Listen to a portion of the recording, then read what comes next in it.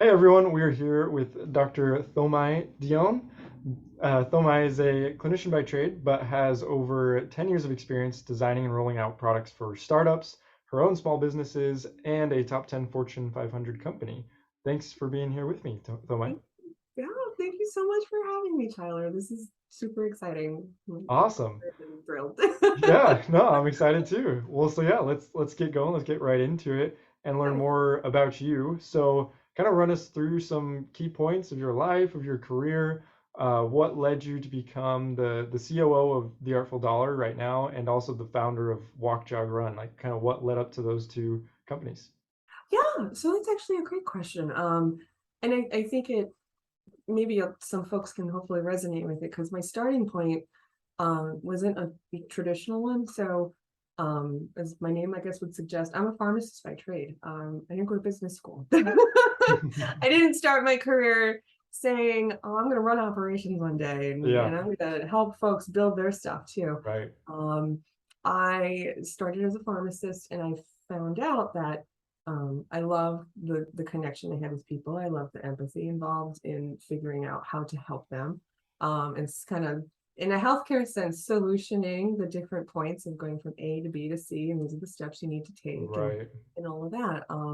I ended up transitioning over to it was CVS Health, and I really truly loved it. I transitioned over to their corporate headquarters, and I did that for about 6 years, and we spearheaded a whole bunch of like enterprise wide stuff. It was a phenomenal learning experience. Um, and then I had my first child. So Congrats. we ended up transitioning away from that role. And that was really the impetus of starting my own small business stuff. I think my experience in a corporate big company really it was the bug that because I had focused on pilots during my time there, Yeah. and that bug never really left. So when I ended up transitioning away, I started my own smaller consulting piece that was more on like creating creative content, it's graphic design and copywriting and stuff like that. And Gotcha. some like strategic advisory. I transitioned to a mergers and acquisitions firm because I felt like finances was something that I never really had some heavy duty experience with before. So not only was I looking at our own top and bottom lines, I was looking at everyone else's top and bottom lines. So also a really good experience. Moved over to working on growth, so more of a marketing focused piece there. Not so much like delivering on like paid ad campaigns, but thinking through all the different ways we could reach people, identifying our markets, what's the value prop to them, what does our product do to align with that, just all the different revenue streams and spin-offs that we could do, and then if we like the idea, how do we end up executing on that. Definitely. um, I stepped down from that role as to become a strategic advisor because I took on my first COO role at a software development company based in California, and they were all about VR and AR, and it Hmm. was awesome. Yeah. And that's where I really did like a deep dive into like sprints and project management, but from a much higher level, not just Yep. on like one project and one pilot. It was on everything, which was great. We had a team of engineers across time zones and continents, and it Yeah. was really phenomenal. And I ended up moving from that role. We got to a really great point, and I said, it's I don't know, it's just it made sense at the time, family and whatnot. So I moved on. I did executive recruiting for a bit because I loved the Mhm. people part of it, and I loved the team building part of it. So I really wanted to dive in and dig into that more. It kind of reminded me of working in healthcare because ultimately it's your day to day, it's what you clock in and clock out of, but the work you do literally impacts people's lives. They're making life changing choices with their roles and professions and careers. So Definitely. I took that to heart and I really enjoyed it. So that culmination of experiences um, caused me to become a generalist. And then from being a generalist, I was like, what do I enjoy most out of all of that? And I said, Hmm. I really enjoyed building stuff. I really enjoyed mapping it out and all the strategy and all of that background work that goes into the vision and the messaging and sales and ultimately marketing campaigns. I really loved that. Um, So at the end of executive recruiting, I then found the Artful Dollar, and that is a financial coaching firm, and about the mindset of coaching, and I really loved that. And I'm still there. Obviously, I'm their COO, and it's really excellent. And then in addition to that, I have Walk, Jog, Run, which is more on a consulting basis, I guess you could say. It's everything I do currently and everything I've done in the past, but available to everyone else. Right. Right. So I not only enjoyed working on my businesses, but now I have the opportunity to work on everyone else's businesses, and it's just exciting. So That's that's awesome. where I am today. Yeah. Well, yeah, perfect. That's exciting. Yeah, that's really cool to hear kind of how, yeah, you really did have a smattering of everything, Yeah. throughout all of your experience. And one thing I wanted to add is, if I'm not mistaken, you also are an accomplished author. Is that right? Thank you. Yes, that's sprinkled confetti Right? through my. Somewhere sprinkled Oh, through there, I you know. wrote a successful kids book. I know. So I do enjoy, yeah. So that's part of it too. It's things that are geared towards education, Hmm. learning, helping people move forward. That's kind of like my branding with the Walk, Jog, Run piece. But um, yeah, anything that has to do with the general caveat, the general saying of like helping people. But what does that mean? It's like helping Uh-huh. them get to their goals. So Yeah. whether that's education through kids books, or the student clubs management work I do with Neurotech, is just a nonprofit, or the board of directors I sit on that is geared towards promoting robotics to children. Nice. Um, all of that stuff, it sounds like it's all over the place, but there is a common thread, and Yeah. you can extrapolate that to anything, which is why I like what I do. I just touch on everything. Yeah, no, that's awesome. Yeah, and I mean, we'll talk about this more in a second, but I do think that's probably typical of a lot of COOs, people that are drawn to that role, is they like kind of having their hand in a lot of different things, or Yeah. it's they kind of, I don't know, like for me, it's definitely a passion, or definitely gives me more energy to be working on a breadth of different, Yes. tasks, projects, industries. It's Com- fun. uh, Completely agree. It's it can get busy to your point, and it takes a Yeah. lot of organization to Yes. do that sort of thing. Yeah. But it's exciting, and it never feels old hat. It's just, yeah, Yeah. like you said, a breath of fresh air. It's fun. I have a lot Yeah. of fun doing it. I Oh, look definitely. forward to doing it. Yeah. Yeah, exactly. So, so kind of last question on like your journey and kind of who you are, where you've come from. I know that you also have a family. So how have you balanced that in your life, like having a family, having children, and also having a successful career, successful kids book, all of these different roles. How have you balanced that? That's an excellent question. I think, to your point, it's a lot of balance. Yeah. I think a lot of it has to do with prioritizing personally what's really most important to you, and finding what truly motivates you about the work that you're doing. Hmm. Um, and then in many ways, I also include my kids in it, in that, I guess, stepping back to the book piece, that was inspired by my oldest son. When he There was you young, go. he was Yeah. asking like, what is this? And I was like, well, never too early to look into microbiology, I guess. So why All not? right. Let's do that. So Yeah, of course. and then also too, now currently, a lot of what I'm doing for folks, it bubbles up these life lessons of like time management and work-life Mm, balance. And think process wise, stepwise. If I want to go from A to B, how do I know I'm making impactful, successful steps towards my goal? right. So I find the commonality between that. And then similarly to, we're all just people. So like, if someone has to cancel or reschedule on my end, I totally get it. Yeah. Totally get it. If I get a guest appearance from one of my kids during the call, it happens. We can't Yeah. help it. And you Definitely. get the dog in the background. And that's not to say we don't, or I don't give 100% to whomever I'm speaking with when I'm on the phone. But there's also, um, a realization that, hey, we're all people, we're all balancing these things. And I think how things have changed over the last few years with everything going on in the world, a lot more people have recognized that too. Yeah. Um, I can definitely see a change throughout my career. Um, and without having gone on a soapbox, I love it. And I think it makes it easier to balance everything. But yeah, to your point, it's still definitely a balance. Like Yeah, of course. I'm up at 5 and sometimes I don't go to bed till later. So Yeah. Yes. Cool. That's awesome. Well, yeah, thank you for sharing. I appreciate that. Perfect. Well, yeah, so thank you for sharing all your journey so far and everything. I'm really excited to talk to you specifically about uh really the COO role.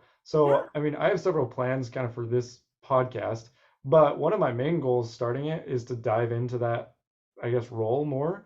yeah, And like it can mean a lot of different things, and I think a lot of people maybe shy away from trying to define the role because it's pretty nuanced and like it can be different at different stages, different industries, and a yeah, lot of it depends also like on who the CEO is, right?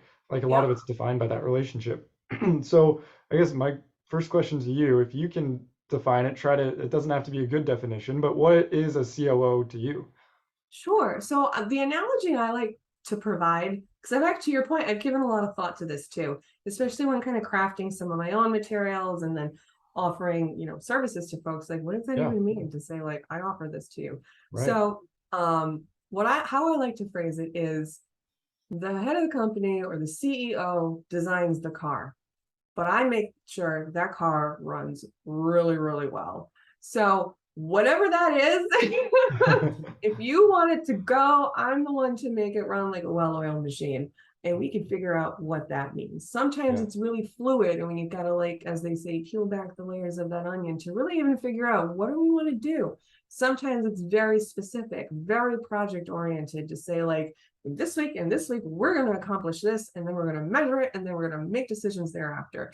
yep, But it all comes down to communication, hugely around communication and kind of like just a willingness to learn, to test and run things, and staying organized in making things actionable, measurable, and stuff that you can really reflect on and go from there. I like to make data driven decisions wherever possible. And sometimes yeah. we just don't know what we don't know and we learn about it together. So Yeah, very true, very true. Yeah, totally agree with that. Well, that's awesome. And then, I mean, one thing that I would add on to that is just kind of, well, have you read Rocket Fuel? I haven't, but it's, Okay. it's on my to-do list. Okay, cool. Yeah, no, great book, super great book. And it's, I mean, it really comes down to like the two roles of like visionary and integrator. And so that's why I Hmm. love your definition is like CEO, imagines up this car, designs the car, right? And that's the visionary. Like, hey, this is going to be a super nice car. It's going to go this far and like all that. And then you Yeah, go to the integrator and like, yeah, I really like your vision, but like, how are we going to make it work? Like, how's it actually going to function to get, to yeah, reach your expectations, reach your vision? Um, exactly. yeah, so Exactly. I love that definition. And like, yeah, totally goes along the lines of that visionary integrator pair Yes. where, I think some people thrive as a visionary and integrator just in one person, but I think Hmm. that's pretty rare. Like, I feel Yeah. like most people lean one way or the other. Hmm. And so, yeah, I mean, if you want to take it or anything, there is actually a quiz online. It's just Rocket Fuel quiz, and you can figure out if you're a visionary or integrator. Obviously, Oh, you're that's going to be an cool. integrator. Um, Yeah. No, but yeah, if that's anybody's curious, go online and just look up rocket fuel quiz, and then it'll give you a score out of 100. And so most people lean, definitely one way or the other. So for me and cool. Eric, my co-founder in Coconut VA, he's like 80, 90 percent on the visionary scale. And then for me, it's 80, 90% on the integrator scale. And so Cool. that's why it works out so well, right? Yeah, Yeah. totally. That's a great pair, obviously. So Yeah. I'm gonna take it and I will let you know what I score. So Awesome. Yeah, I'm excited. And that's actually an idea I've had in the future is having any COO that comes on take like the rocket fuel test and maybe, I don't know, even like the 16 personality test just to see like what, because I'm really curious yeah, to dive into that role more and like what makes up COOs and like why do yeah, they thrive in that role and how can they be better, right? So yeah, yeah. I'm excited for that. Totally. Very cool. Very, very cool. Cool. Awesome. So let's get more into what you're currently doing as COO. And you do some consulting work, right? And so when you're working with clients with companies, what are like maybe is there like one most common big mistake that they're making when it comes to operations? Yeah, I think it's not what they're designing. It's not how they're trying to monetize it. It's keeping everything organized. Because I think with a lot of folks, they have a lot of ideas, but it all lives in one place. Yes. And if it only lives with you and not your team, it's really hard to execute on that and to create goals from that and project timelines and all of that stuff. Yeah. So, my biggest overarching theme that I do is a brain dump on paper so that everything is organized and we map it out. And sometimes that sounds really common sense, like, well, I already know what's going on. And I'm like, well, no one else does though. And Right. that's the miscommunication. Or maybe no one else understands it like you. Or I simply don't know. So I can't make I can't provide the best advisory pieces of information to you without having learned that or understood it as well as you do. And a lot of the times, folks will say, "Oh, I don't know why we did. Oh, well, we started like that, but then we moved away from it. But I didn't realize we were still doing that. That doesn't really make any sense." You start once you put it together, then you start to be able to refine it. And I always say it should look like a straight line, as meaning it should be as simple as possible, both Yes. functionality as well as customer experience. And I know I'm going on a bit of a tangent in saying that, but I think also too, a lot of folks think of like, how is this going to work? What is it going to deliver? And not Mhm. like, what's not even so much the interface, but like, what's the experience going to be like? Is outsider looking in, is this going to feel easy? Is it going to feel helpful? So yeah, number one, organization, and number two, customer experience. I'd say those Mhm. are the two big things I like to look Yeah. at people need help on. I love that. No, that's awesome. And I mean, just to share my experience, like just recently, like I said, Eric is my co-founder. He's more of the visionary, and that's one thing we talked about. We had, you mentioned communication is key, and like it is constant communication because there was a point where he's wanting to build this kind of vacation laptopless brand Mhm. and podcast, and obviously I'm here to help and try to help him execute that vision. But there was a point where like I don't know. I hadn't heard enough about it to really Yeah, know, like going back to your great analogy of like the car, like I don't know if I like the look of this car. Like it seems yeah, like a half-baked car. It doesn't seem like it's actually going to make the distance. Like I'm not sure if yeah, I want to contribute to it because I don't even know what it looks like, right? And yeah, then so I reached out to him and told him my thoughts, and then he was like, "Oh yeah, no, it's definitely not going to look like that. It's going to look exactly like this, this, and this." I'm like, "Oh okay, well yeah, now I'm excited to build it." So yeah, exactly. I totally agree with that point. Perfect, perfect, perfect. I think that's really great. And I love the other thing that being open and having that constant communication allows for is obviously sharing ideas and sharing opinions about those ideas, but Yeah. also just allowing you to help out with the growth and however which way you think is best for the other person. I always feel like a lot of people not take a guarded stance, but take on a very rigid stance of like, no, it has to be this way, this way, this way.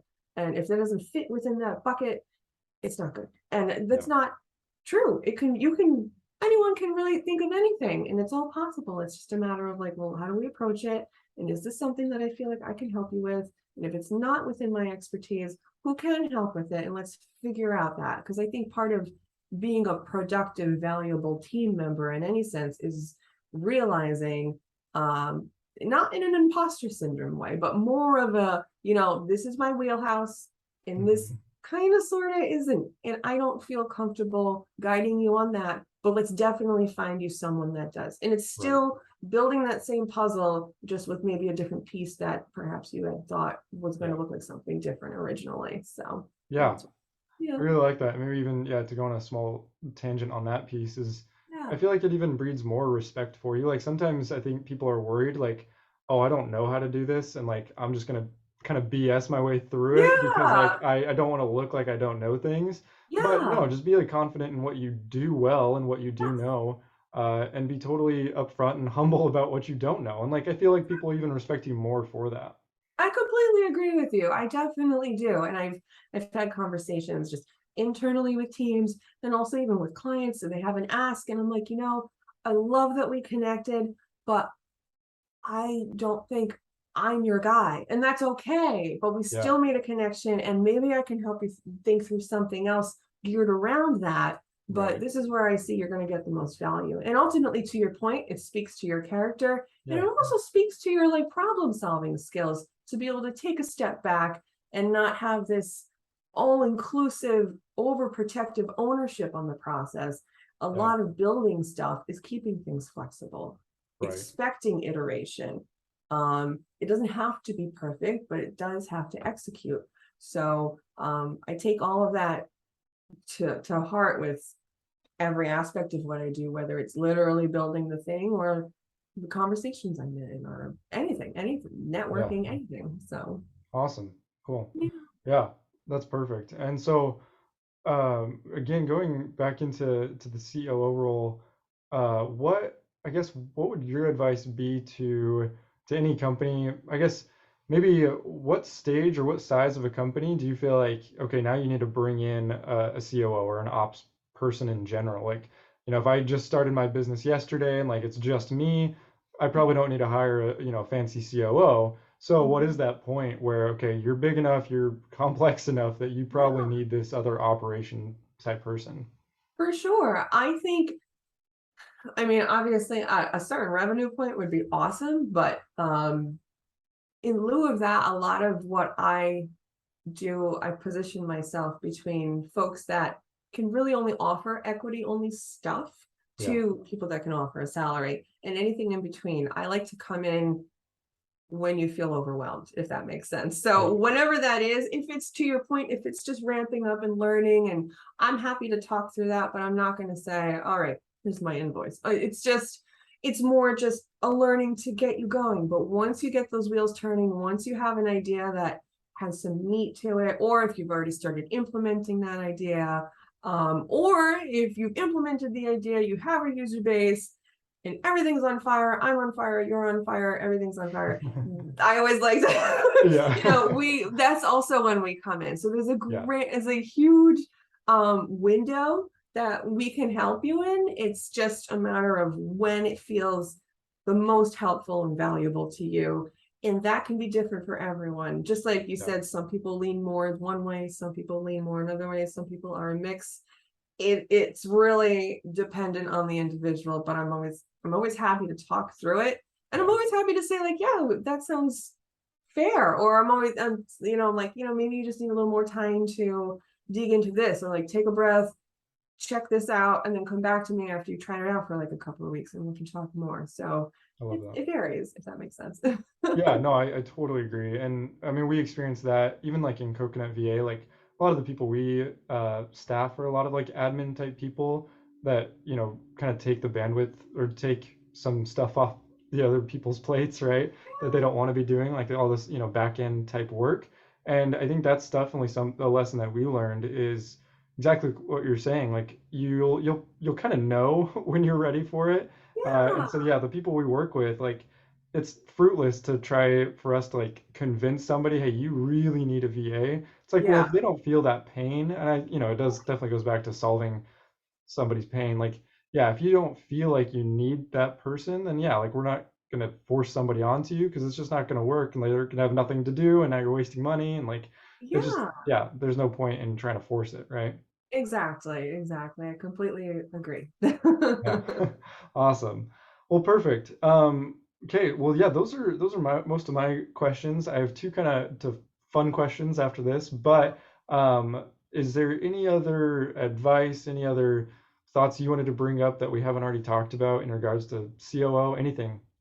Um, I think my two major learning points, takeaways for companies in general is, um, I think maybe we see it a lot posted on LinkedIn or just a saying, forward is forward.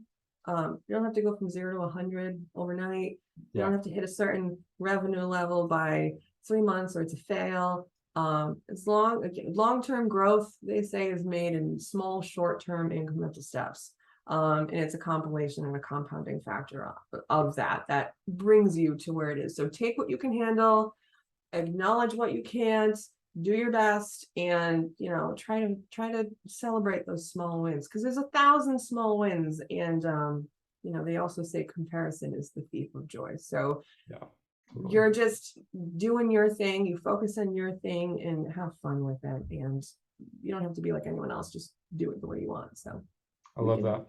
Yep. yeah. I love it. Yeah, no, consistency is key, totally, Yeah. and especially for so many things in business. I actually just heard somebody even yesterday say, like if you're not willing to do it for 2 years, I think in regards to marketing specifically, like if you or content creation, like if you're not willing to do it for 2 years at least, you probably shouldn't do it. It's like, wow, that's a long time.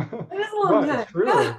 It's Yeah. true, it really does take time. And a perfect timely example is my co-founder Eric just posted yesterday a LinkedIn post, and he's been posting for over a year now, and he's Yeah. never had like an insanely viral post. He's had a couple, small viral posts, but this one is like, it's close to 100,000 views now, and like for other Amazing. people, that might be the first time that they see him, and they're Yeah. like, oh wow, like Eric's awesome, like how did he get here? And like, well, if you'd been following him for a year, you would have seen all these other posts that maybe didn't do so well, and a year of daily posting to Yeah. finally get to this one viral post, right? Exactly. It's so true. And yeah, the biggest problem I think for folks to sometimes do or execute on is just to start. And it's okay Yes. to start and figure it out as you go. And Yeah. it's not going to be perfect, and no one's going to scrutinize you for a post you made For last trying. year at 1:52 p.m. Yeah, so it's Yeah, yeah, there you go. Yeah, it's okay. We're all learning, and it's an art. yes, Less it's science, art. It's all of the above. So yeah, right. really good example. Yeah, totally. Awesome. Okay, well, so my two fun questions. So first one, software stack. What are like the three main software applications you use that you just can't live without? Oh boy, that's a great, great, And it can great. be basic, like Calendly, Gmail, whatever you want. Ah, oh gosh, that even only three? Like Yeah, only three. Trying to keep it simple. I know. Oh man. Well, I like. Okay, I'm trying to really think. Um, Google Workspace, because Yes. that's where things live, Yep. collectively shared across whatever. I think if you can't, like communication, if you can't have the same shared space where everyone can stay up to date, and be connected and see what everyone else is doing, then it's really hard to keep moving forward that way. I always Yeah. say, be as transparent as possible. Don't work in silos. Legacy documents are key. Like if I had to one day hand over this business, I'd love to just hand you a stack of stuff and be like, this is exactly what happens. And Yeah, that's huge, whether you want to eventually sell, you want to step back, you want to definitely. hire, you want to raise funds. Like that's like the golden book. Yeah. So Google Docs, Workspace, some sort of collaborative space. I have to use Google Workspace. Um, love Calendly. Love, I think a lot of people use it, and I just think it's really awesome. It integrates into like a whole bunch of different platforms, Yeah, and it's I can nice. use Google Meet, you can use Zoom, you can do whatever you want with it. You can make it Yeah. a paid thing, you can make it a free thing, and it's one less calendar that I have to manage, and it makes it simple for people. It's not a paid promotion. It just makes it simple for people to Yeah. get on my calendar without going back and forth. Like, what about this day? What about this day? Yep. And then lastly, too, I love Canva. Yes. So, and that's, it's not really an operations thing, but it helps a lot from an artistic creative perspective. Yeah. Sometimes it can just help with content creation or business cards or mapping things out or anything really, social media posts, branding. Sometimes I like to get into brand development and just to understand, not to say I'm going to again run paid ads or anything, but I want to understand the audience that the company is marketing to, how they're doing it, why they're doing it, because that then informs the functionality behind sales and sales cycles and CRMs. And it's like, well, why are we not meeting these numbers? And it's like, oh, well, this is the market that we're going in. So you'd be surprised Yeah. the design on a social media post can tell you. So Yeah. Oh, definitely. Yeah. and it's just a fun, useful platform for a lot of Yeah. different things. So I like those Awesome. three. I only had to pick three. So Yeah, right. Yeah, sorry about that. But no, I oh, love it. I no, love there's it. That's awesome. so many more, but yeah. Yeah, right. Cool. Okay, so then my second fun question is how many unread emails do you have in your inbox? Oh my God. can be ballpark if you don't want And to I exact number. start to slide down in my chair. Right. Um, it's a smattering, not many. I'm very good at replying. So if you Yeah. reach out to me, I will reply to you. Right. With that said, there is a window of time that I require in order to reply to you. So Yeah. we have not really many at all, maybe like 10. And that's a smattering between like email and LinkedIn DMs Yeah. and the other Oh which way yeah. to connect with me. So Yeah. so Oh yeah. Is it 10? share Is that my what you said email your today. number is? I'm sorry. 10, you said? That's your Yeah, number? Oh yeah, yeah, that's nothing. it's nothing. I know, but I'm like, and from an efficiency perspective, from an ops perspective, I'm like, oh, you're right. I try to really get down, really the ones that are on fire, obviously, anything that has Right. to go through, and then everything else can be like, I get it tonight, I get it tomorrow. Yeah. God, I really gotta get to that one. So it's try to keep it within that Oh yeah. 10. No. Once it 10 is starts getting over that, I'm like, so yeah, no, that's great. That's a great number. awesome. Don't even worry about that. Like, yeah. Awesome. I know I might be a little bit of a perfectionist in that sense, but Yeah, no. Yeah, I've talked to many people that it's like 10,000 unread emails. So, yeah, but 10 oh is no. fine. Seriously, no, we're not. Luckily, we have things, and knock on wood, not a ton of spam, so we're not worried about Yeah, there you go. That's nice. that. Well, It's good. awesome. Perfect. So, final question is just how do people get connected with you? You know, what's the call to action? How can people get in contact with you? Yeah, I mean, there's always other avenues like LinkedIn and this and that. You can DM that sort of thing, but for the purposes of a straight shot, um, walk, jog, run is like the thing that I manage and founded and manage currently. So I'd say that's probably the most direct way. It's walkjogrun.biz, and you can book a free consult that way, and it's with me. I do 30 minutes because I feel like everyone's work is so nuanced. So we need the time to talk about it. I don't think 15 minutes would do it justice. And then also, if you just want to send a message instead of booking a phone call, you have the option to send a message through the website too. So by the way, Perfect. whichever works. Cool. Awesome. Thank you, Thomai, and really appreciate you being on the podcast today. And yeah, look forward to releasing it and sharing it with everyone. Awesome. Thank you so much, Tyler, for having me. It was wonderful speaking. Perfect. Thank you.